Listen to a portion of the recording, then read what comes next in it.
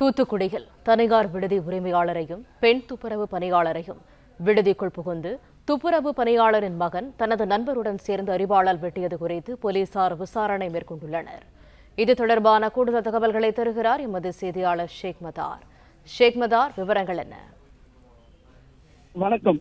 தூத்துக்குடி போல்பேட்டை பகுதியைச் சேர்ந்தவர் முருகானந்தம். இவருக்கு சொந்தமாக எட்டியாபுரம் சாலையில் ஒரு விடுதி உள்ளது. இந்த விடுதியில் துப்புரவு பணியாளராக ஊர்தமால்புரம் பகுதியைச் சேர்ந்த பார்வதி என்பவர் பணிபுரிந்து வருகிறார். இந்த நிலையில் பார்வதியின் மகன் செல்வம், அவரது நண்பர் ஆகியோர் இன்று மாலையில் தாங்கள் மறைத்து வைத்திருந்த அருவாளால் மற்றும் ஆயுதங்களால் விடுதியில் உள்ளே புகுந்து சோபாவில் அமர்ந்திருந்த விடுதி உரிமையாளர் முருகானந்தத்தை வெட்ட தோன்றினார். இதைத் தொடர்ந்து அதிர்ச்சி அடைந்த முருகானந்தம் அலற அருகே இருந்த துப்புரவு பணியாளர் பார்வதி உடனடியாக விடுதி உரிமையாளரை காப்பாற்ற முயற்சி செய்தார். இதனால் அங்கு தடுத்து நிறுத்தி உடனடியாக போலீசாருக்கு தகவல் தெரிவிக்கப்பட்டது.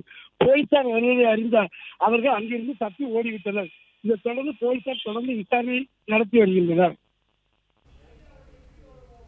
தகவல்களுக்கு நன்றி ஷேக் மதார்.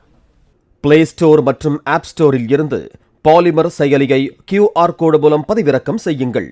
செய்திகளை உடனுக்குடன் பெறுங்கள்.